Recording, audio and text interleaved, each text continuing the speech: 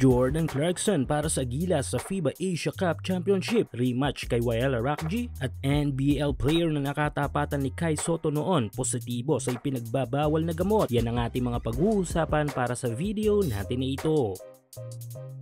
So matapos ang ilang dagok sa ating national team nito lamang nakaraang buwan na bumakla sa lahat ng ating mga achievements last year, ay meron pa tayong natitirang pag-asa upang ma-redeem ng ating national squad ito mula sa pagkadapa. Ito nga ay sa paparating na FIBA Asia Cup Championship. Yes, pa pwedeng maging rason na qualified na kasi tayo para sa FACC kung kaya't wala nang saysay ang ating mga naging laban sa last Feb window. Kaso nga lang ay naka-apekto ito sa ating standing para sa mga power rankings ng mga team sa Asia kung saan ay bumagsak tayo sa ika-9 na pwesto mula sa ika-5 pwesto last year. Masakit sa mata yon, hindi ba? At the same time ay na-upset pa tayo ng national team ng Taiwan na dati yatin lamang tinatambakan. Well, maraming factor naman tayo dito at masasabi nating hindi ito ang ating best squad na nakakuha ng maraming parangal last year dahil numero 1 na nga dito ay wala ang ating 7'3" all-around center na si Kai Sotto. Kaya kung excuses lang ang talagang pag-uusapan ay marami tayo niyan. Pero eto, sa FIBA Asia Cup Championship sa Agosto ay ibang usapan na ito na kailangan nating maseryoso at mabigyan ng 100%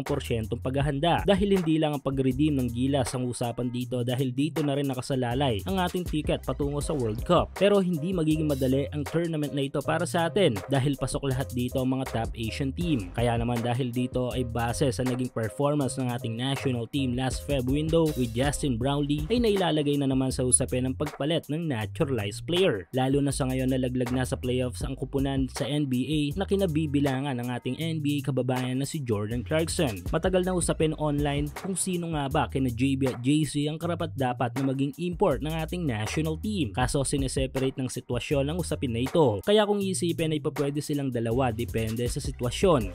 Tulad na lamang ng pagiging available ng dalawa at kung healthy at walang mga injury.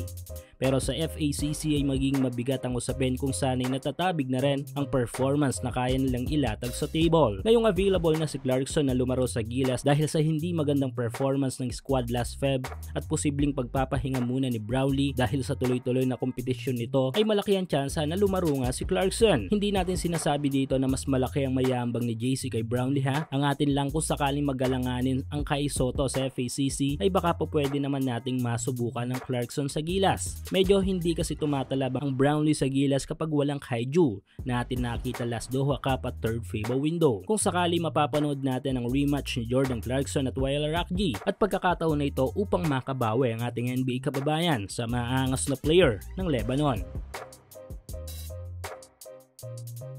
Samantala, ibang balita naman tayo. Natatandaan nyo pa ba ang maangas na malalarong ito ng Australia na nakatigdigan ng rookie na Kai Sotto sa Pro League ng NBL ng Australia? Yes, ito nga ang NBL MVP at former NBA player na si Xavier Cooks. Si Cooks sa ngayon ay nahaharap sa parusa ng NBL at NBL team nito na Sydney Kings dahil ngayon sa pagpositibo nito sa test ukol sa ipinagbabawal na gamot. Nahaharap si Cooks sa 1-month suspension. Maliban nga sa NBL ng Australia ay nagkatapatan na rin si Kai at Cooks sa Japan B-League kung saan ay kung stats lang pag-uusapan ay naungusan na ito ni Kaiju. At take note, bago sila muling magtapat ni Kai sa Japan ay kakagaling lang nito sa kupunan ng Washington Wizards. Patunay na legit NBA player na itong nakatapatan ni Kai.